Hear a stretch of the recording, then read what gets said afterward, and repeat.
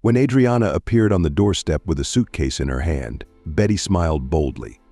It was not the timid smile Adriana was used to seeing. Betty had an open, bold one on her face. Adriana decided that Betty had gotten too bold in her absence as well. So from the doorstep, she decided to put the girl in her place. Betty was an orphan and had been in an orphanage since the age of 5, dreaming of care and family comfort.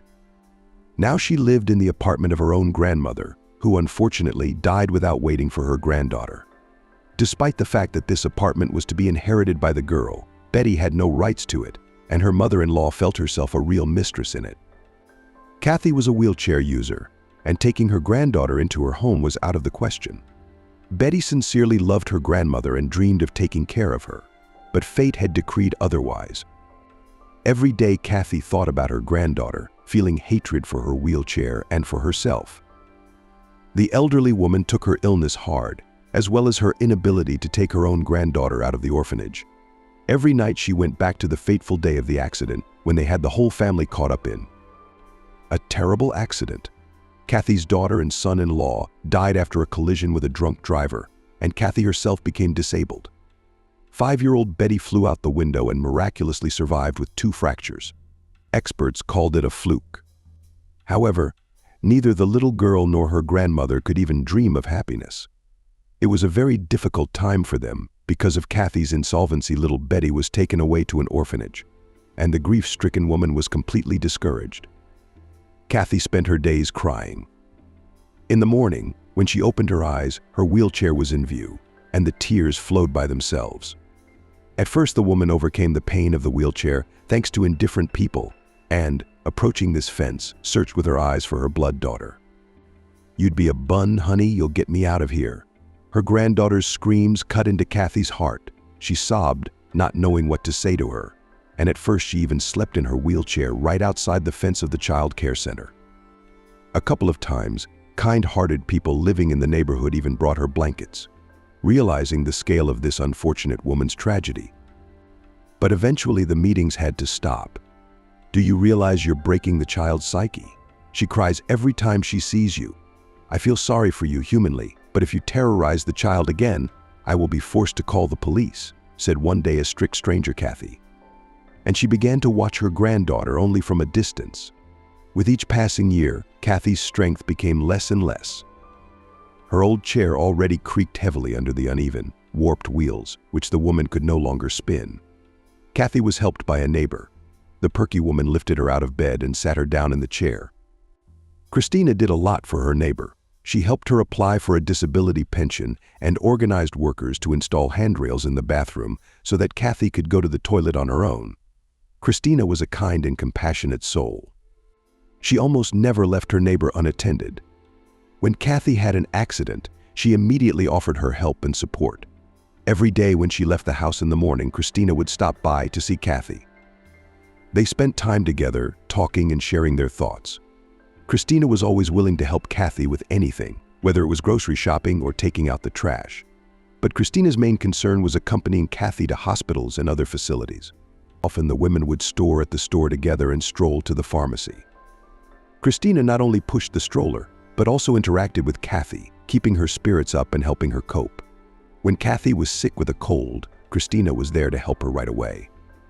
She would make her hot tea with honey, bring her warm blankets, and spend time with her until late at night, keeping an eye on her. If the weather permitted, the women would go outside to spend some time in nature.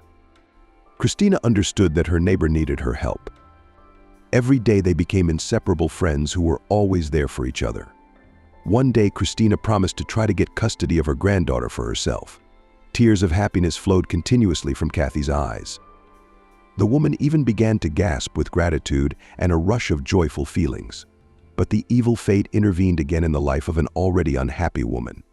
A few days later, Kathy heard a noise in the entryway. And then she learned one of the most unpleasant news of her life, that Christina had died.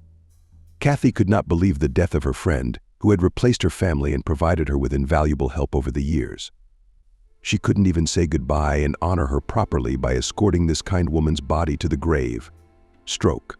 What do you want? No one is immune to it. Every day we come across cases like this. And she's in her 60s.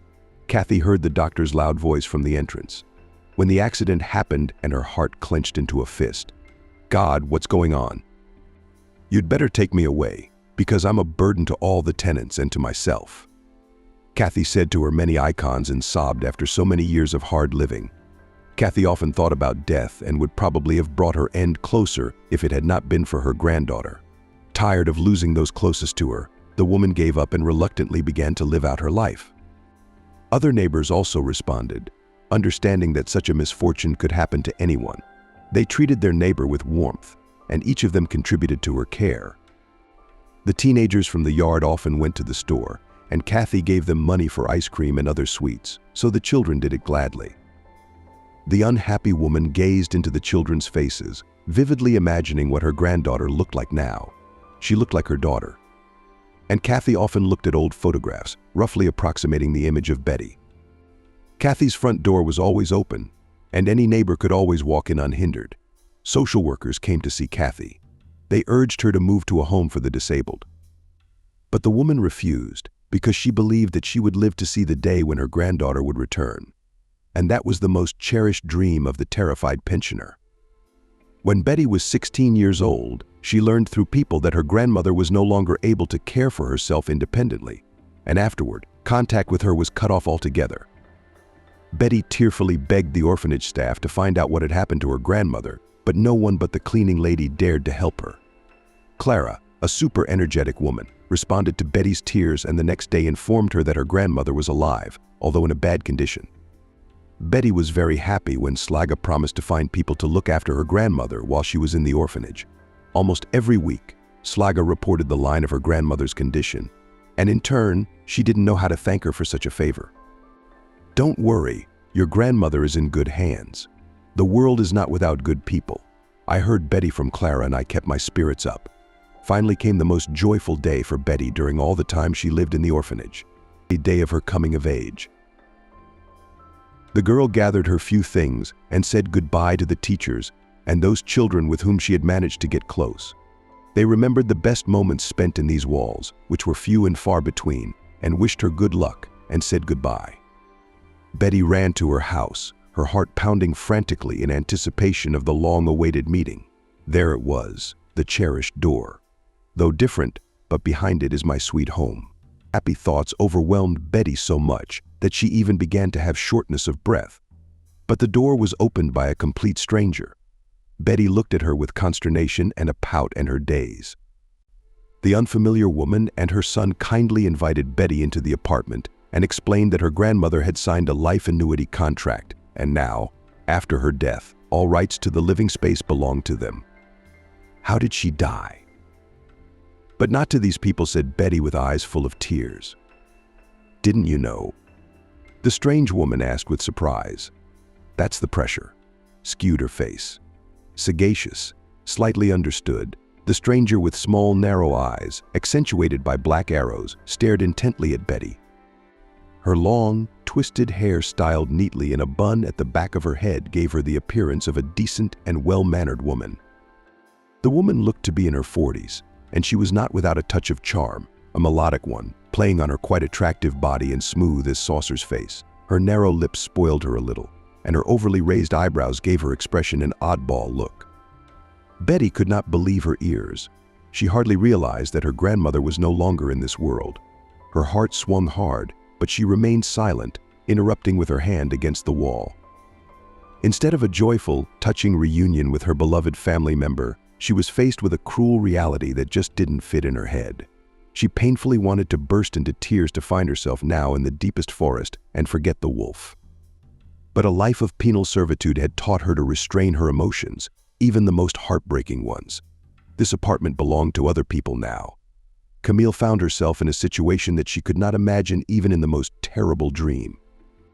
The girl put down bouquets of flowers, which for a long time she had made from paper, with love and patience glued and painted each petal.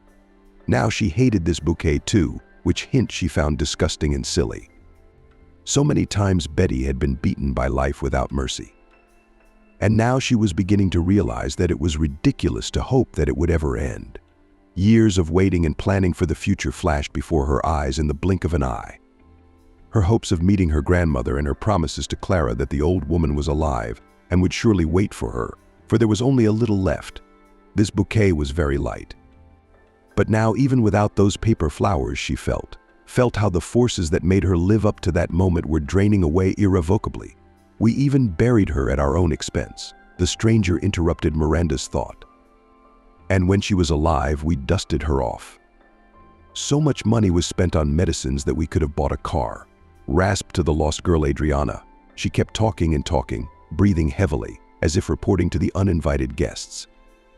Her son John appreciated the pretty girl and sat silently on the sidelines, sneaking glances at her. John had always been quiet and shy. He preferred to spend his time at home sitting on his phone or listening to music. Right now he was sitting in his secluded corner where few people would notice him, completely immersed in his thoughts. He stared dreamily at one point, as if trying to escape from reality. However, Betty drew his gaze with her fame and extraordinary beauty. He couldn't take his eyes off her, as if she was some kind of magnet, drawing his soul. John felt his heart begin to beat harder and harder with each passing second. He began to fear that she would notice his sympathy. John struggled to hold his breath so as not to draw attention to himself. When Adriana noticed that her son was getting agitated, she said, "My son is very shy, but he is very kind and caring." John smiled at these words. A tender feeling flared up in his soul that he had never felt before. His heart was bursting with the desire to tell Betty how much she touched his heart, but his words tied in his throat like a knot. Betty peered into her grandmother's spacious apartment, of which there was no trace. She tried to find at least one clue to something of her own and couldn't. The girl felt again the pain in her heart, seeing that the formerly familiar space had simply disappeared. It was as if neither her grandmother, nor her parents, nor herself existed at all. She went room by room, hoping to find some familiar objects. There was foreign furniture, foreign smells, and foreign pictures. But her grandmother's things were still there. What things? Getting old, soaked with medication, I've long since passed on. As soon as we moved in here, there was only her sofa left. But after her death, you realize no one keeps things like that. That's the kind of care she needs. There were times when you couldn't leave it alone for an hour. Adriana said and wept, as if she had never needed anything. Betty sat in complete shock, not knowing what to do now. Even the terrible grief of losing her grandmother before the fear for her own future. Why are you blushing? It is necessary to rejoice that the grandmother lived as a person in care and attention. Not everyone will take such a burden on their shoulders, like us. Okay, we are sympathetic people, but others will pass by, will not come near. Adriana wouldn't stop. "Thank you for taking care of Grandma," Betty said quietly, getting up from her chair. "You're welcome. What's done is done. Where are you going now? Do you still have any relatives?" Adriana asked, looking at Betty with a special, penetrating look. "No, no one else," Betty replied in a low voice and started calling names. "So where are you going to go now?" "I'll go back to the orphanage and talk to the teachers. I'm not going to sleep on the street. I used to have this place to myself. And now? I sympathize with you, girl, but you have to understand us too. While you were growing up in the orphanage, we took your grandmother's pots out here. And now, it's legally our property. We're not going to give it up. Even though she was a good woman, it's a lot of work to take care of a wheelchair user. And before she died, she was no good at all. She became oblivious, she walked away and didn't speak. It's not even easy to be in the same room with someone like that. We lived together and never left her alone." John refused to go outside at all. While I went to work at the hospital, he looked after her like she was his own. I've been working as a nurse for 7 years now, and it wasn't easy for me to take care of the sick and your grandmother. No privacy. For 2 years we stayed with her, and we've renovated this place for a lot of money. Look around. Betty nodded understandingly and opened the front door. "Keep your eyes on us. We got this apartment for a lot of money. As an orphan, the state will give you your own corner. You don't need 3 rooms for nothing. It's all free in the orphanage. You can live here. But here you have to pay for everything. Turn on the lights, pay. You pay for washing your hands. To be honest, the rent is huge here too. And I've got loans on me. I took out loans for renovations. I'm thinking of renting out my room. It's some money. With a girl, we'd be here by now. Wouldn't you like to rent a room yourself? We'd give you a discount as an orphan. I haven't thought about a job yet. Betty's head spun, and she fell back against the wall, unable to feel reality. What's wrong with you? There's nothing wrong with you. Come on in, we'll talk. Betty wanted badly to run away from this place. But where she'd dreamed of leaving the orphanage for so many years, and now her only way out was that way. Will it help? Betty came in again, and Adriana kindly asked her to go into the kitchen, which smelled of freshly made pastries. You must be hungry. How did I see you? Honestly, I was scared. Adriana said with a smile, thinking she must have come to assert her rights. She poured boiling water into a cup. Are you all right? Poised. I thought that all orphans have no idea about upbringing. Here to drink tea with aggression, Adriana put a cup next to Betty and then served a piece of cake on a plate. Eat it, don't be shy. Betty thanked, but she had no appetite at all. Why aren't you eating? Are you squeamish? No, of course not. Worried, I guess, Betty said with a sigh, letting go of the edge of the pie. Don't worry, you're young, beautiful, you'll get married and live. Like everyone else, you'll be as good as Adriana. It was getting bigger by the minute. Suave and Betty got used to the idea that perhaps staying with this woman would be a better decision. As soon as the woman realized that Miranda had agreed to stay with her, she immediately ushered her into the smallest room and got to work on her presentation. The room is cozy, warm, Adriana began. But remembering that Miranda had lived in this apartment, she moved on to describing the furniture. The bed is small but soft. We brought it here with our studio. Before moving in, I had a studio with John so cozy, I remember with longing that I had to sell it. Is that your grandmother's medicine? Did she need it? And we used to spoil her with fruit almost every day. When we came here, it was so gloomy. So I started renovating with John right away. Your grandmother didn't say a word. I didn't hear a word of gratitude from her for the repairs. But you can understand her too. She was ill, so don't beat her. Use it for good, don't forget. I'm used to treating everyone with kindness. After Adriana had praised every corner of the small room like an experienced realtor, she left Betty alone. And when did that happen? Tears flowed from the girl's eyes. Betty turned her face to the wall and sobbed into her pillow. The girl was gripped by an intense cold, like a real frost. She had only experienced this feeling once before on the day she had found herself in an orphanage. Despite her childhood age, Betty remembered the words of a strict woman who, without ceremony, declared your parents will never come. They are dead, and no one has ever returned from the other side of the world. Being used to living here and following all the rules, no one is told twice here. Any hooliganism and tears, you will be punished. After these words spoken by a strange woman, Betty lay down every chance she got and turned her back to the wall and cried, hoping no one would notice. Not to be punished, she found it very hard to wean herself away from her family, and the separation from her parents felt more and more each day. In the beginning, Betty waited for her mom and dad despite the words they said to her. She just didn't understand the fact that she could live without them. As she grew older, the pain of losing her loved ones only grew worse. It continuously bled, unforgettable wounds that kept her lonely heart from fully rejoicing in anything. Betty didn't even have any pictures left of her parents. Their image grew in her memory with each passing year, until finally it became two bright spots, an imprint somewhere far away in her subconscious. Until now, Betty had wanted to grow up and leave the brick building that had more inhibitions than bricks. She dreamed of being free and doing only what she wanted, anytime and anywhere, or didn't like to draw. But even that innocent activity she was only allowed to do at certain hours. To put up with the fact that the boys were constantly snatching pencils out of her hands, laughing at her drawings, Betty experienced many unpleasant moments in the orphanage. And all this time she was warmed by meeting her grandmother. And now that straw has broken. All of Betty's dreams were shattered, and now there was nothing but frost chaining her broken heart. Betty wasn't about to get out of bed, but there was a knock on the door and John appeared. He realized that he had to overcome his shyness and, making an effort, started a conversation. Well, I can imagine how hard this must be for you. But I think you've got a lot ahead of you. Do you need anything? John noticed Betty's face was crying, but he pretended not to notice.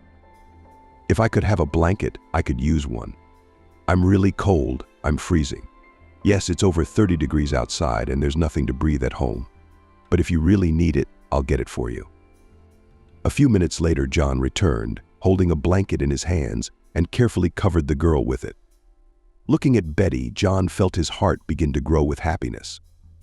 It seemed to him that Betty did not see him as a quiet and timid young man, but treated him as an ordinary guy who just wanted to find his place in this big world and be loved. Do you want a hot cup of tea or something? You name it, I'll get it. Thank you very much, but I don't want it. I'll get a job tomorrow. I'm leaving you soon. John got a little upset and, sighing, said, I was hoping you'd stay. I liked you at first sight. This is so embarrassing. Oh, come on, it's no big deal. It's better than my grandmother dying alone. It's so scary.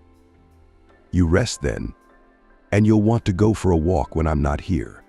John said before John's voice came from the kitchen, Go get some milk. The boy obediently went to his mother. And Betty was alone with her thoughts again. To sleep, the girl was able to fall asleep only deep in the night and in a dream. For a long time she dreamed of her grandmother. The dream was so real that Betty's heart rolled when she saw her grandmother walking toward her with her feet and smiling. Betty hugged her and felt the warmth that spilled over her heart like the sun, dedicating every ray to her warm soul. Grandma, are you alive? I believed. I knew it, Betty repeated in her sleep. But when her grandmother put the iron in her hands, the girl opened her eyes in amazement. Waking up finally, Betty made sure it was morning. For several years now, she had dreamed of having her own money, and now she had decided to go looking for a job. Betty would have jumped at any job offered, but she had no special education. She never entered the institute on the budgetary faculty, despite the fact that she considered medicine her vocation. And now she could not afford to study in full force, because she had to live on something. Betty didn't even have a cell phone.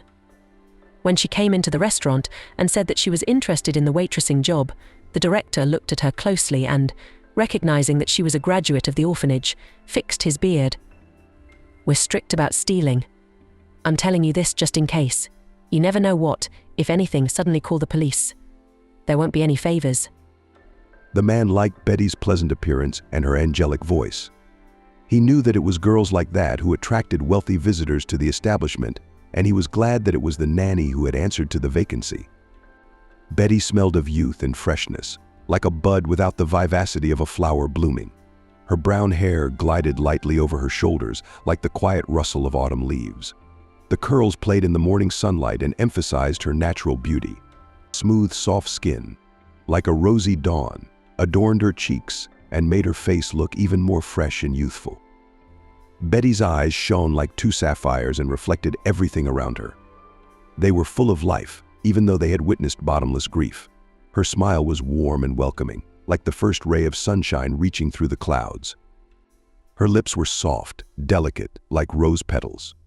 They beckoned with their sweetness to all who had the good fortune to look at them. Betty's natural beauty attracted the owner of the restaurant as well, setting her apart from the other girls. The manager noticed that as soon as she entered the premises, the male half of the customers immediately took notice of her. She seemed to delight their eyes with her appearance and gave warmth and kindness with every movement. And I take it you have no experience? Max grudgingly squeezed out of himself.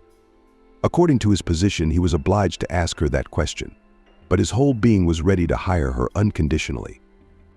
No, I just got here yesterday, I see. Max interrupted her, trying to show that by hiring her he was doing her a big favor.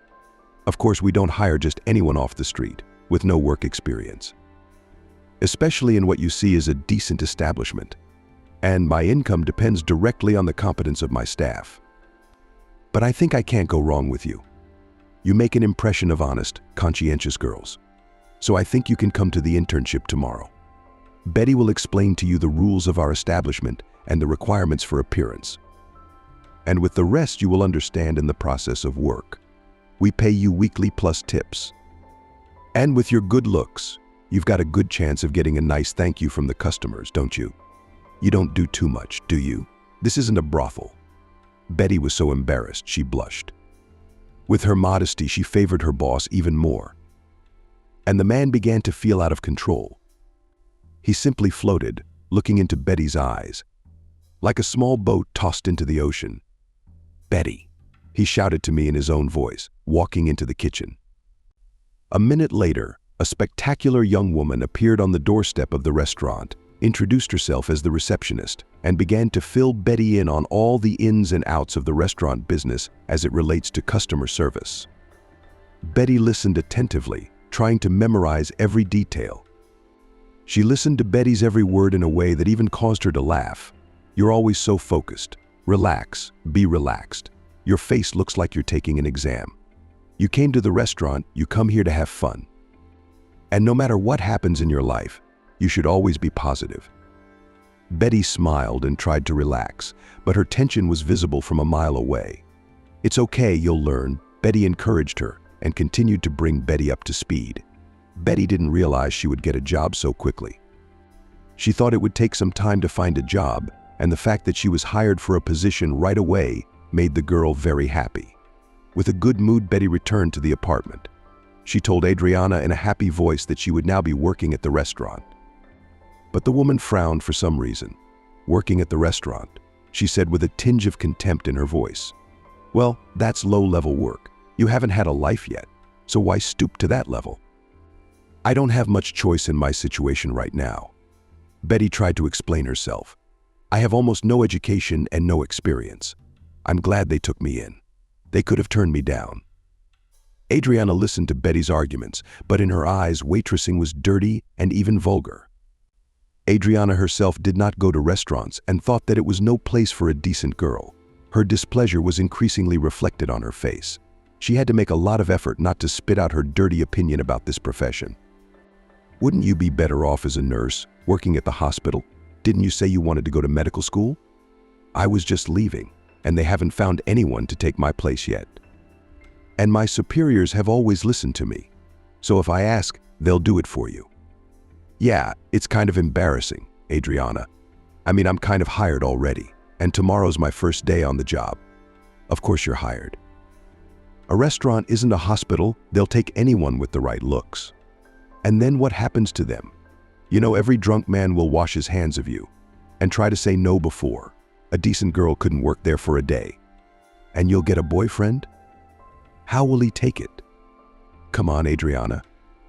It's a decent place, not a diner. The director told me to be very careful with the customers. Are you going to be discreet or not? They're allowed to do anything. And your director won't get involved with drunken guests. He'll blame you for everything. But it'll be too late. It's like the first day you were born. Didn't you watch TV in the orphanage?" Betty got upset and lowered her eyes guiltily. "So what am I supposed to do now?" "I already said yes. It's okay.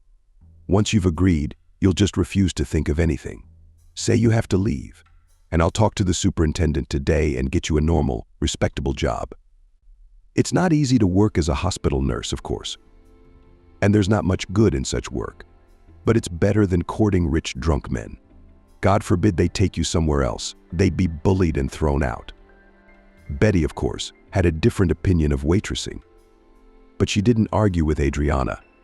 These words alerted Betty, and realizing that there was really no one to stand up for her, she gave up the idea of working in the restaurant. Suppressing her fear, Betty returned to warn Max that she had to give up the position he had promised her. "Too bad," he said in a disappointed voice, and without going into details, he disappeared out the door. Betty wandered toward the exit as she suddenly saw a familiar face at the table. Emily, like Betty, was a round orphan. She had graduated from the orphanage earlier, and to meet her here was a real blessing for Betty. The joy that lit up in their eyes flashed brighter than ever. They embraced as if they had never parted. And the happy tears came. "Oh my God!" Emily covered her face with her hands at the sight of a smiling Betty. "You, where did you come from here? Are you working?" "I was, but plans changed. How's Grandma? Did you two meet?" Emily's questions rushed in. Betty's answers, however, upset her to the core. The girls spent a long time telling each other about their current lives and their hopes, which, as it turned out, did not always come true. They laughed and cried together. Their conversation seemed endless, and the words came out of their own mouths. Emily insisted that Betty sit down next to her and place an order for her. "Oh, don't be." "No, really, I'm not hungry." Betty felt very uncomfortable, even though Emily was like a sister to her. "I'll pay for it. Don't worry. Don't I know what it means that I got out of the orphanage yesterday?" Emily looked at Betty with a special sympathy and a kind of tenderness. During the year spent behind the walls of the hated institution, Emily had changed a lot and already blended in with the crowd. Looking at her, few would have guessed that the girl was an orphan. "I'm lucky, sister. I got a job like this. I have a job, a dream, a job working as a factory director. At home, life is a fairy tale. He has the house. The rest of the time they fool around. The salary is decent. I don't have to spend money on food and accommodation. I live like a cat in oil, and I rented out my apartment for nothing. That's great." Betty smiled, not hiding her joy for her friend. "And me, as you can see, it's nothing. If you had seen me on the first day, you would have died laughing. At least I got an apartment. What about you?" "I didn't get anything. I didn't get anything from the state because my grandmother's apartment was registered to me. I was registered there and I was one of the heirs. But it turned out that she signed a contract for life maintenance, and now strangers live there, and I kind of rent a room from them." "You're renting a corner of your house?" Emily couldn't believe her ears. "Not my place anymore. How could it be?" Her friend was outraged, and annoyance came over Emily's face. "I was wondering, since you rent your apartment, could you rent it to me?" Betty asked timidly, keeping her eyes on Natalia. "It's hard for me there, you know. Everyone seems to understand, and they're not bad people. But renting a room in a house I'd thought of as my own for so many years was too much." Emily shrugged. Then she said, "I'll try, of course. But in any case, I've already been paid the money, so I have no right to evict people just like that. And it's inhuman. You should have left me your number. And as they go, I'll call you." Emily suggested, but she realized that there was no phone either. "Where would it come from? Let's go to my place. I'll give you my old one." "I don't need it now anyway. You can't go anywhere without a phone now." Yes, I understood, but the time flew by. It was already getting dark outside. The restaurant was confused, a haze of both light and heat. The girls ate their dishes, but their conversation was not over, and they decided to continue it on the way to get the phone. After all, they still had a lot to say and learn about each other. When the girls stepped outside, their laughter and voice mingled with the noise of the city. They walked through the narrow streets, breathing in the scents of flowers and enjoying the marvelous views. "I still can't believe that now you can just walk around like this without anyone dragging you to the common room," Betty said dreamily. "That's true. But your apartment needs to be sorted out. It's no good wandering around. You're an orphan, like me. And if they gave me an apartment, why did they treat you like that?" Emily wondered, feeling the injustice. With every step, the girls grew closer, with every word. They realized that nothing had changed between them. They were together again, and were glad they could meet by chance like this. The sky sprinkled out stars, and the friends looked at them as they walked along the road. They realized that this meeting was a true gift of fate. "See that huge house over there?" Emily said with some pride. "You bet. It's impossible not to notice it. It's not a house, it's a castle." "You're right. I haven't been inside yet. It's so beautiful. It's a pleasure to clean.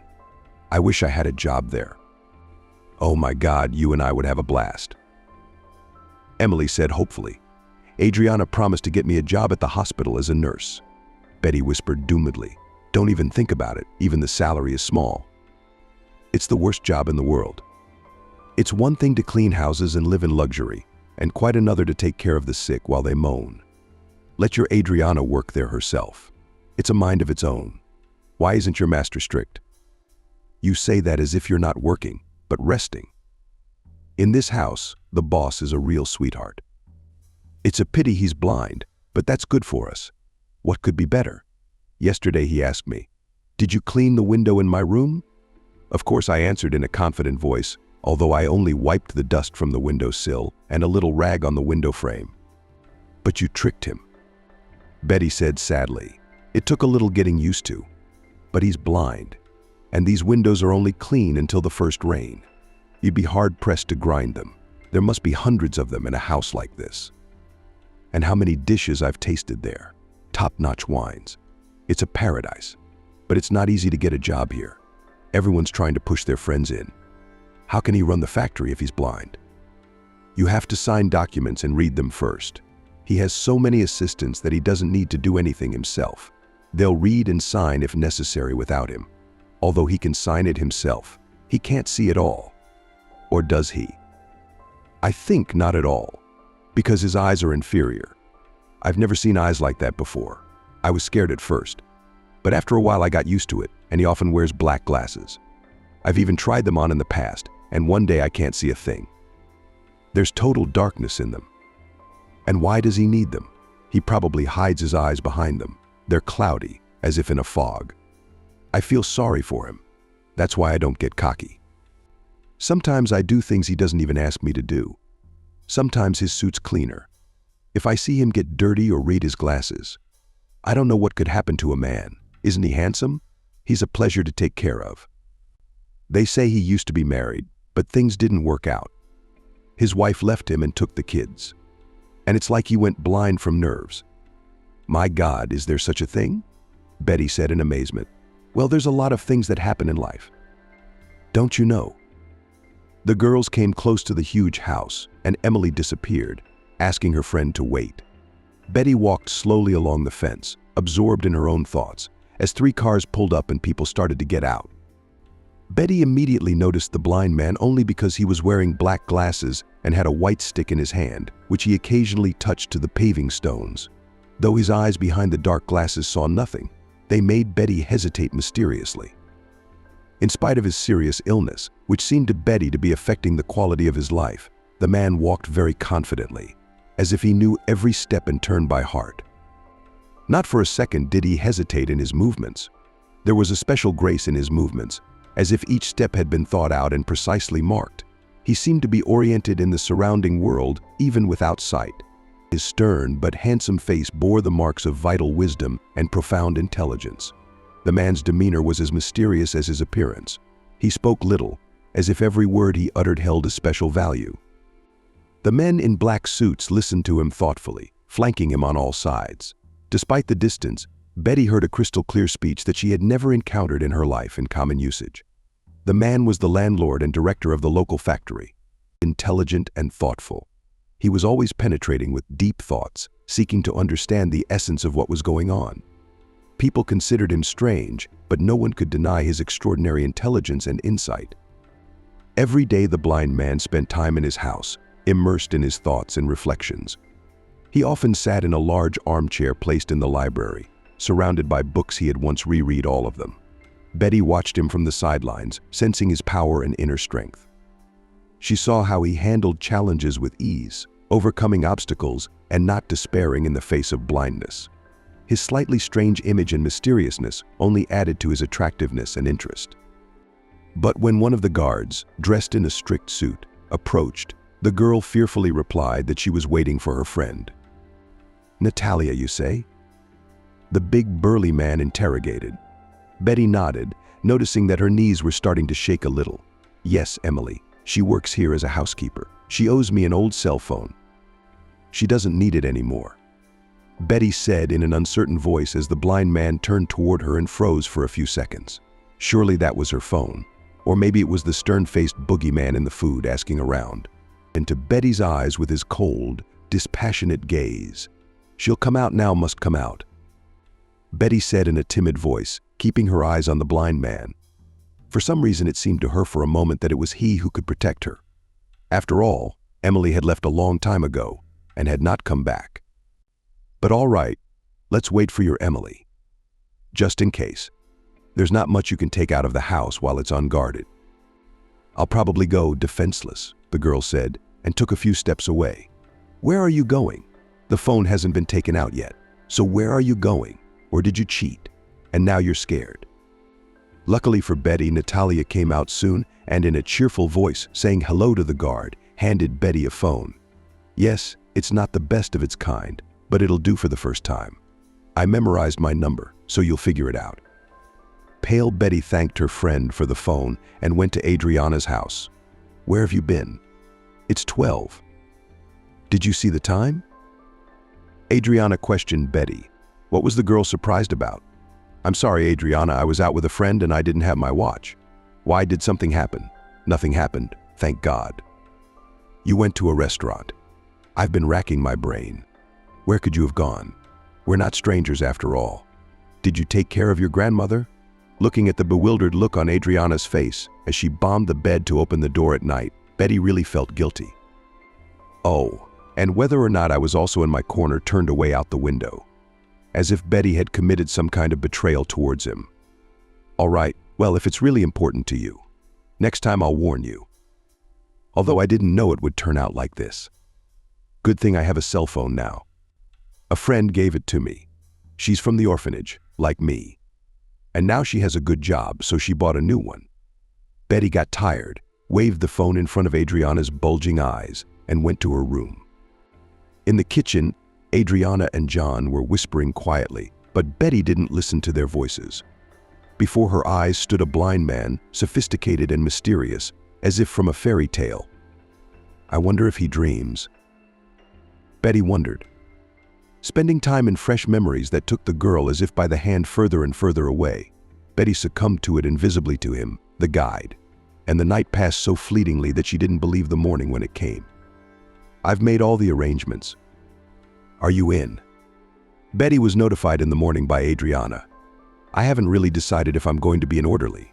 Miranda blurted it out. She wasn't fully awake yet, but Adriana was not going to wait for her to wake up. I've been going on about my news since this morning, expecting a thank you from the tenant. Oh, really? Do you know what it cost me to negotiate for you? It's a beautiful place, clean, sterile. Not like these pubs where, if it weren't for me, you'd be on your way to employment, official vacation. And you're going on maternity leave? That last bonus even made Betty cough up a maternity laugh. But from whom? I don't even have a fiancé, Adriana. And I'm not going to rush into something like that. No one is, my dear. And then it's over. But Adriana, that's not really my thing. All right, I won't beat around the bush. I'll just say it straight out. My John and I really liked you. Adriana smiled, but Betty was embarrassed. How could that be? We've only known each other for 3 days, and I've never given him any reason to like me. What excuse are you talking about? To like someone? You don't need a reason. My John is a modest guy, not a party boy, not a hooligan. He would have graduated if it weren't for taking care of your grandmother. He carried everything on his shoulders. While I was at work, he took care of the whole house. And how caring he is. He'd cook and keep her warm. Not like the other boorish drug addicts. They littered the whole entryway. Adriana's gone to pieces. I'm afraid it won't work. I have absolutely no feelings for him. What feelings, sweetheart? You're an orphan. You should be happy that a guy like that, a good-looking guy, shows you sympathy, and you're choosing. Where will you go? Who needs you in this world? Your grandmother would have died alone if it weren't for John. And what is he, I wonder? Not a fiancé? Adriana said, offended. Don't take offense at me, please, Betty said, not knowing how to get out of the situation, until someone takes offense. When you grow up, we'll talk then. Betty became very uncomfortable and uncomfortable. She was ready to go anywhere, except there was nowhere to go. So you're not okay with the nursing job either. It's a waste. I bowed at the feet of our superintendent. After a brief pause, Betty agreed to give it a try. And the next day, accompanied by Adriana, she set to work. Squeeze the rag well so there are no puddles. Or a sick person or, God forbid, a doctor might slip. Got Adriana and Betty. When Betty, the head of the hospital, approached them, she was Arabella. After all, Adriana had introduced her as her sister-in-law. And despite the fact that Betty was against it, she continued to introduce her to everyone she knew. That's right. The girl didn't like the job. She had a heavy tolerance for the suffering of others and took every cry of a sick person too personally. Nursing was not an easy job, and after Betty helped a few dotty patients out of bed, she got a stomachache. Yeah, it's usually the tougher girls who get to be nurses. What are you doing here, Thumbelina? Asked one of the bedridden patients, Betty. Don't you have any other job? How can you lift such heavy things? Betty just shrugged her shoulders and went on with her duties. At first, the girl was determined to help patients solve their problems, but after a few hours of her shift, she felt incredibly tired. Betty now realized that being a nurse required a lot of strength and stamina that she didn't have yet. Coming home, dragging her feet, Betty met Adriana's thriving happiness. "But how was your first day? Did you like everything? How was the team? Had you met anyone yet?" Betty sighed tiredly and answered seriously, "My stomach hurts and I have no strength. Today I realize that this job is not for me. If I keep lifting sick people out of bed, turning fat men on their sides to wash their you-know-what, I'll probably get a hernia before I get a paycheck." "What do you mean? You didn't like it?" "It's just the first day. That's how you make money." Adriana snapped at me unhappily. "Why did you quit? If the place was so great?" Betty finally asked Adriana the question that had been plaguing her all day. Yes, I worked there for 10 years without sleep or rest, and at the same time I took care of your grandmother. Or have you forgotten? And now I want to go on vacation. But the headmistress won't let me. She says there's no one to take your place. There's not enough staff, and it's too expensive to quarrel with the headmistress on May 9th. You'll realize that soon enough. And that you're tired, it'll pass in a couple of weeks. I've fought my way to the sanatorium. Now other people who want me to go to the sanatorium are poking me in the wheels. One went on sick leave on purpose, another on unpaid leave for family reasons. And the headmistress made a condition. She said, "You'll find someone to replace you. Then you can go on vacation." And no, then I won't sign. And with the dismissal, we'll have to wait. John will get a job. Then Betty felt very uncomfortable. She felt like Adriana was just using her, and instead of working in a restaurant for a normal salary, she would have to do a job that only men could do. "I don't know how long I'll last if I don't get wheeled away on a gurney after work today," Betty said, waiting for Adriana to explain, and lay back in her seat. "Are you hungry?" In an affectionate voice parked Adriana. "No, I'm already at the hospital," waved Betty away, turning her back to the wall. She hoped Adriana would leave. But the woman sat down next to her and, stroking her head, said, "You're so smart. Not everyone gets it right the first time, and it's only the first day. Work a little and then decide. You will not be able to get away from this hospital. I thought I was in a madhouse when I first came in." Everyone's moaning. "Oh, who's being taken to surgery? Who's being taken to the morgue? Is there a morgue there?" Betty shuddered. "Of course they do. Every hospital has one. But don't worry, there's someone there to clean up without you. And the patients don't get dirty. Only if you get out through someone," Adriana said with a smile. Betty's heart squeezed. For some reason, she pictured her grandmother at that moment and thought that no one had been very nice to her dead. Betty blamed herself deep down for not having time to see her grandmother. And if time could be turned back, she would have run away from the orphanage without a second thought for at least 2 weeks of peaceful rest. "Can I count on it?" Adriana, Betty asked in a disgruntled voice. She realized that the girl was not enthusiastic about the job she had offered her and feared that she would simply refuse it, undermining Adriana's authority at work. "If I can, I'll work it off," Betty replied, closing her eyes as a sign that the conversation was over.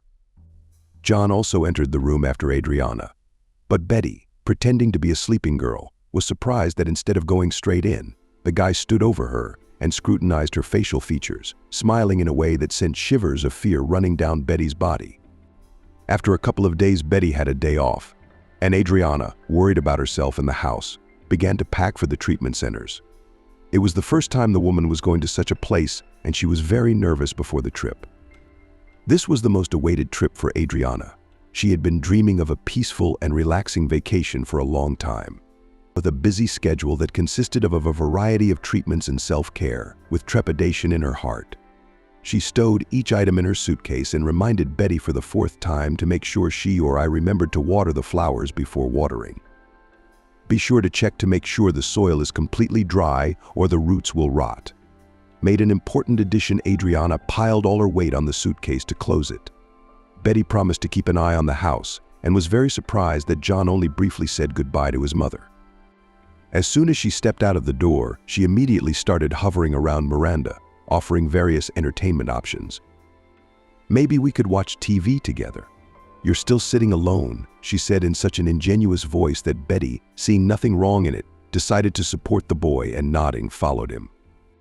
John sat down on the couch, keeping his eyes on Betty, and began to ask a lot of different questions, to which the girl took a long time to find an answer. "How did you get to the orphanage? Is it true that orphans are abused there? Were you beaten? And how often?" When Betty got tired of such questions, she just got up and went to another room. But John wasn't going to give up. He immediately followed her and lay down next to her on the bed. "You didn't get anything mixed up, did you?" Betty asked sternly. She was beginning to realize that the guy might have his own views on her, even though she didn't share them. John smiled stupidly and put his arm around Betty and looked into her eyes. "Didn't you understand what I said?" Betty struggled to get out of bed as John clung to her, smiling stupidly. "What do you think you're doing?" Betty's heart is pounding like a rabid hammer. "Stop acting like you don't belong here. One would think you're not from an orphanage, but from a convent." These words of John hurt Betty. She clenched her fists and her face contorted with rage. Her mind was already starting to rage with angry remarks and words, but she decided this was not the moment for harsh remarks. There was little to expect from him. A cautious thought ran through Betty's mind. "You probably don't know what you're saying, do you?" Betty whispered, trying not to let anger dominate her voice. "I've been through a lot, and the orphanage was just one of them." John hadn't expected such a reaction from Betty and, making a disgruntled face, got out of bed, undecided whether to stay or leave. But Betty wasn't going to stop. "Yes, I'm from an orphanage. But that doesn't give you any right to insult and humiliate me, much less lay your hands on me. Get out of my room. And before you go in, exclude me like normal people do. Out of your room? Fuck you. You didn't find it. We took you in like a puppy off the street. And instead of thanking me, you show your teeth? You should be kissing my feet. That I took care of your grandmother, and that they didn't kick you out the door. And you're making conditions on me." John felt a great power within himself. And even though it disgusted even John himself, he couldn't suppress it. Betty also stood and clapped fearfully in front of John, in spite of her defiant, confident look, as John himself often clapped in front of his mother, whom he considered a strong person, acting from a position of strength and some kind of authority. As she did toward the defenseless Betty, he deep down wanted to break out of the victim image and finally become a real man. Despite the disgusting manner of communication inside, he felt sorry for Miranda because he had felt the attitude of an overbearing mother, strict teachers at school, and especially the bullying of his peers more than once. It was the first time in a long time that he had experienced such a feeling of being stronger than someone. But his soul only became even more filled with contradictions, and he left the room. John's face burned with shame for his words and actions. Now the realization came to him that after a conversation like this, Betty would never treat him the way he wanted to be treated again. John wanted to shout its loneliness, and even at one point he decided to go and apologize to the girl, at least for himself. But he got scared and closed himself in the bathroom and started pouring cold water on his body to cool himself down and punish himself at the same time. It was the pouring of cold water. His strict mother often punished her son, considering such punishment for the good and benefit of health. The not distant woman did not even think about how unpleasant and humiliating it was. Several times little John had a bad cough, but even this did not stop the woman, and once she brought him to pneumonia. Adriana punished Ilya often enough, scaring him with the orphanage, which he feared like fire. Now, however, having met a perfectly normal girl who lived there, John was tormented by the question of whether his life was worse than Betty's. Betty was shaken by what had happened. It was already dark outside, and the girl, having brought water into the room, had lost the dresser door so that it would be difficult to open. Finding this safety measure insufficient, Betty moved the bed over to someone and lay down on it herself. John, coming out of the bathroom, came to the door and apologized. He spoke the words behind the door, not loudly, assuming Betty was asleep. But the girl heard everything, and at the end, after some ridiculous word, even smiled. When Betty realized that John was not going to try to get through the door, she fell asleep, and in the morning, while John slept, she discreetly left for work. Betty disobeyed when she returned to the apartment again after a hard shift. John lay in the hall, staring at the TV, pretending he didn't care if she came or not. But toward nightfall, when Betty was already asleep, through her slumber she heard an unpleasant rustling. John tried to open the door, but after several unsuccessful attempts he left. While John creaked, all behind the door, Betty lay as if in a daze. The girl was very frightened, for every day she became more and more convinced that the guy was not all right in the head. She couldn't sleep again. Her whole body was crushed, as if she had been run over by a roller. The next day at work, Betty was still lucky enough to get her shift. Asked to work a shift for her, giving her paycheck for those hours to Betty at once. "Here you go." The young nurse handed Betty some bills. "I'm so embarrassed." Betty was scared at first. "Betty, are you embarrassed? Did you fall out of a tree? You helped me out so much on the holiday. My husband wanted to go without me. Well, now he can't. He can't get out of it. I'm so grateful to you, you have no idea. And you don't have to work nights anyway. So don't worry, you'll be fine." Betty agreed, putting the money in her pocket. She hoped to get at least a little bit of a break. But it had been a very difficult day. There were patients coming in from all over, and Betty was literally torn between them. By evening, the hospital was silent. Only occasionally there was the creak and roll of doors in the hallway, where the lights were always on, as patients went to the restroom. "And I can already see that roll off your feet. If anything, I'll call you," kindly said the post nurse and Betty. Without arguing, I made my way to the local empty room and fell asleep immediately. The sun had only just ravaged the sky with its first rays as the hospital boiled to life for injections. A loud and extended voice rang out, calling to every ward. People shuddered and rushed to the treatment room, trying to walk faster, to avoid sitting in line for long periods of time. Despite the noise that clearly became audible in the hallway, Betty didn't wake up. She was usually a light sleeper, but this time even the nurses on duty had forgotten that Betty was asleep, and in a paid room. "Betty, I think it's time to get up. You'll have to excuse her." "It'll be all right now," the manager explained to some men in front of a few colleagues. Betty jumped out of bed and immediately ran to get new underwear. "Shit," ventured the post nurse at the sight of the odor in Miranda's chassis. She only now remembered that she had to be woken up.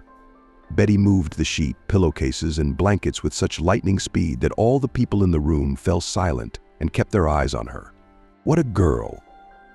"Weren't you in the army?" Betty heard a familiar voice and turned around. In front of her stood the very guard of the blind man in front of whom a week ago she had been flying around trying to prove that she had come for her friend's phone. Betty's face seemed familiar to him. He even furrowed his brow, trying to remember where he'd seen this girl. But his boss had been brought into the ward, and most of the people, including Betty, were out of it. The blind man refused to be helped, but despite that, two sturdy orderlies threw him from the gurney to the bed, and within minutes the TV in the room was working. "Here's the remote. If there's any request," the superintendent said something to him obligingly, and Betty went about her endless business. Betty was surprised when the superintendent caught up with her. "Explain to me, please, you worked the day shift. How did you end up here?" "I'm sorry, I've done my shift, and now I'm on my own again," Betty said fearfully, afraid of letting the man down. "No shame, no conscience. I didn't give her the day off, so she came on to you. How are you going to work all day now?" "It's okay. I overslept last night," Betty answered honestly. "Go to work, you're done. You'll be smarter next time." The head of the hospital left with a quick soldier's step, and Betty came to the post and, burning with curiosity, asked, and this blind man from the paid ward was brought with what? "Appendicitis? Why, is he someone you know?" the nurse asked Betty. "Just a little bit," Betty said. The nurse smiled as she continued to fill out the pile of papers scattered carelessly on the desk. Betty was already involved in cleaning and maintaining this hospital, including scrubbing floors and disinfecting surfaces. Her job included not only cleaning the wards, but also the public areas, especially in places with a high risk of spreading infection. But today her whole being was pulling her to clean ward number 8, where the blind man was lying. But why am I so drawn to him, God? Betty wondered and decided he was just very mysterious. She gave herself to her work with all her might. When it came time to clean his room, Betty was shaking. Some kind of fear had come over her out of the blue. She entered his room timidly enough, tiptoeing in with a bucket. Betty set it down on the floor and began to squeeze the rag silently. Drops of water fell from a small height into the bucket, making the sound of rain. Betty's eyes turned toward the lying man, who, hearing the rustle of the cleaning supplies, asked without opening his eyes, "Do you often get so quiet? Or am I the only one honored with such an introduction?" "I'm sorry." Betty was startled. "It's just that you were asleep. I didn't feel comfortable stirring. And why were you so worried about every patient? Everyone as much as possible. And you're new at your job, of course. Judging by your voice, you're very young." The man added the TV and began to listen to the voice. But she only silently did her job. "I think I've heard you somewhere before," he concluded and thought about it, mentally going over it in his mind. "I went to Emily to get the phone. Is she working for you?" "She's going to.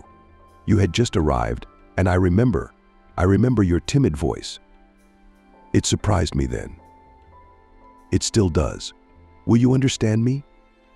Bells sound very interesting when you listen to them under the roar of roads, city noise, and other endless noise that clogs your ears." Betty did not know what to say to such a statement. And once again, note for yourself that this strange man began rather to scrub the floor. Do you scrub it diligently? Don't rush it, you're still lacking skill, the patient said and looked toward Betty with gray, smoke-like eyes. "Thanks for the compliment. I haven't even worked a week yet. I'm not doing very well yet." "Funny," he smiled, and keeping his eyes on Betty, which moved only occasionally, he lay on his side for a while and then stared at the ceiling. Betty tried to scrub the floor, but she had to get closer and closer to him, which frightened her for some reason. "Are you afraid to get close because of your eyes?" Miranda shuddered when she heard those words. "I'm not afraid," she said in a shaky voice and gave herself away even more. So somewhere the Beacons had time to pronounce the man, holding out his hand. Then the bowls, like glasses, were already on his face. "Thank you." Unexpectedly, he smiled again and heard the unpleasant sounds of a mop sharply hitting the baseboard and the legs of the bed. "You're in a hurry. That's understandable. You're doing the right thing. You shouldn't waste your time on someone who won't get better," the man said with such sadness that Betty blushed with shame. "What are you talking about? All of our patients get better, and even if they don't go without care. What's your name?" "Good girl, Betty." "Embarrassed," she said, taking a bucket with a rag out of the room. "My name is Michael." "I mean Michael." Betty smiled and went on doing her job.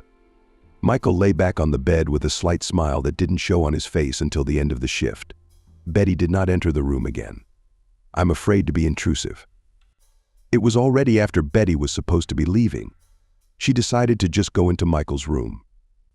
"I'm just going to look at him in case he needs help. He won't see me anyway. So what did it matter?" Betty's curiosity didn't leave her for a second, and she opened the door. Betty didn't expect to see the head of the ward, who, meeting Betty's eyes, thought she was looking for her. "What's wrong? Did you run out of tissues or gloves again? Can't you ask someone else? Wendy, can I stay for another shift?" mumbled Betty, not expecting himself to be so bold. "Are you overworked, Betty? Go home immediately and tomorrow you have the day off. Don't forget." Betty noticed that Michael had moved off the bed and was listening intently to their conversation as the supervisor suddenly said something that Betty was ready to fall to the ground in shame. Go, go, go, go, your fiancé is waiting for you at home." "What fiancé?" Betty asked in surprise, blushing. "The whole hospital knows which one. Adriana's son. Who else? Young people are young now. We used to run to our loved ones at every spare moment, but now young people are born as if they were old. No romance." With the words came into the 8th ward and closed the door behind her. "This is the end," Betty thought, walking with a soldier's gait towards the stairs. She walked out of the hospital and wept. A light was burning in the window of Ward 8, and Betty sobbed with shame. The inside burned all the way to the ground. "I hate you, Adriana, for telling everyone the wrong thing and the superintendent and herself. Why did she have to go there? It was so great, wasn't it? What a fool I am." Wiping her tears, Betty went to the store. She finally had the money to buy a SIM card with a phone number. Choosing the first one she found, she immediately opened it, and with the help of the counselor made all the necessary settings. Emily was very excited when she heard Betty's voice. "But once you got the phone sorted out, I'll figure it out." I don't have time for that yet. I'm in real trouble. John, he's, kind of weird. Betty wanted to share her distress, but Emily suddenly interrupted the conversation. Hold on, the chief's on the phone. I gotta take this. I'll call you back. I heard Betty on the phone, and my heart is pounding. Well, it's your own fault. Who needs your problems when people have enough of their own? Betty scolded herself as suddenly the screen of the phone lit up and an unknown phone number appeared on it. I'm listening, Betty said, surprised that as soon as she inserted the SIM card, the phone rang. It's Michael from the hospital. Your blind patient. Is he? How did you get my number? Betty exclaimed happily, ignoring the customers in the store. Emily had asked me a couple minutes ago, why were you so excited? Betty didn't know what to say to that question. In an instant, her eyes filled with sadness and her whole body began to stiffen with a feeling of unease. I was actually going to ask you to bring me a bottle of cognac. I want to give it to the superintendent, but I haven't any cognac, Betty replied guiltily. She was not at all pleased when she realized that he had called her for the bottle. Did you and Emily call? They'll bring it home for you and you can give it to me. That is, of course, if it's okay with the groom. You never know. I wouldn't want to get you in trouble, though I suppose it's like being jealous of a blind man. I have neither a fiancé nor a home, Betty answered sadly, almost crying. I'll bring the bottle to you after all. Anyway, I have nothing to do, nowhere to go. Did you mean what you just said? Michael was surprised. I couldn't be more serious. All right. But it's late tonight. The superintendent will see you and won't believe her eyes that you're back at work. Why don't you go to Emily's and stay in the house? And in the morning you'll wait for the superintendent until morning. It's not good to drink at night. Can I really sleep over at your place tonight? I've got 3 girls sleeping there besides you. They're helping me from home. Not for free, of course, so one less, one more. I don't think it's going to be a big deal. When you get to the hospital, we'll talk there. Betty felt a wave of happiness, and thanking the man, she went straight to his house. Emily ran out to the gate and, unable to believe her eyes, began hugging and asking Betty how she had managed to get to know Michael so intimately. After Betty had spent the next hour telling Emily with bated breath about their acquaintance, the girls went to bed. I think you're in love with him. Emily's voice rang out in the silence. Betty remained silent, pretending to sleep. But she couldn't sleep because Emily's words were true. Here's your bottle. Betty put the cognac on the nightstand. But how did you sleep? He asked Miranda, looking for his slippers with one foot. I slept very well. I haven't slept like that in a long time. Betty was standing nearby and noticed that he was looking toward the window. She asked him what he was so interested in, and he said he could hear a sound in the distance. Betty took his hand and led him to the window, which was very close to the bed. She recounted to Michael that she could see the golden rays of the sun playing on the leaves of the trees of children, something buried in the sand and dogs, sprawled in the shade of a large flowering linden tree. Michael listened to her words and imagined the picture she was describing. He smiled. And in that moment, they both felt that neither blindness nor any other barriers could prevent people from communicating with each other easily and effortlessly if they both wanted to. Betty confided in Michael and told him about a difficult situation she had been in not too long ago, to which the man took great umbrage. Michael called the lawyer, and within an hour he was in the room. Here, Betty, let me introduce you. This is Christopher. You tell him everything you just told me. I think he knows what to do with this kind of information. Betty began her story. There was so much sadness in Michael's blind eyes that he even went out into the hallway for a while so he wouldn't have to hear the nightmare again. His heart squeezed with simple human pity for this kind, sympathetic girl, who herself was like a blind kitten who pokes uncertainly in this world, hoping to find the warmth that life implies for everyone. But some have to find it on their own, blindly, poking around, getting bumps in the road, and being disappointed in everything and everyone. When the lawyer left, Michael trusted the line in her life story. I had always trusted my wife and had never considered fidelity. But one day I discovered that she was cheating on me. It was a shock to me. My world came crashing down. I couldn't believe that the person I had given my life to had betrayed me. I tried to figure out what was going on, but each new detail only made my pain worse. It turned out that the children I loved so much and considered my own were not my blood. This revelation became unbearable for me. I felt my heart torn apart and my soul racked with bitterness. Divorce was inevitable. I could no longer stay with a wife who had betrayed my trust and deceived me. But divorce was only the beginning of my agony. At first, I only felt myself completely blinded by grief, and then blinded. In fact, I couldn't understand how this could have happened. I lost faith in people and in the world. My heart was broken, and I didn't know how to put it back together again. Years passed, but the pain in my heart never went away. However, it was worth the appearance of your voice in my dark world that I was able to reevaluate my life. I realized that I could no longer stay in this darkness. Now I realized for sure that I was not the only one being deceived and betrayed, and I'm going to have to learn to trust people again. Betty listened attentively and then asked, "Is there nothing that can be done about your eyesight?" Michael smiled enigmatically and said, "I don't know. I haven't even tried. It's blindness. I've had many years of it. Sometimes I think I went blind of my own volition so that I wouldn't see the betrayal and other things I didn't want to look at. The most important thing is that I had an epiphany in my soul. You are the one who pushed me to do this, and I would be very grateful if you would come to live with me. You can work for me, or you can just live however you want. I was betrayed when I was healthy. So what do I have to look forward to now that I've become a rather limited person? I'm not sure, but I think I love you. It's the first time it's happened to me. I have nothing to compare it to." Betty managed to say and felt the kisses on her lips. Betty never spent another night at her grandmother's address since then. After waiting for the day Adriana arrived, she came to this apartment to get her papers and belongings. Betty was glad that John was not at home. But soon Adriana appeared on the doorstep with a suitcase in her hand. "How did you manage without me?" "I hope the house is all in order. Didn't they ask me how I was feeling at work?" Adriana questioned right from the doorstep. "I don't work there anymore," Betty said happily. She headed for the exit with a large bag that held all her belongings.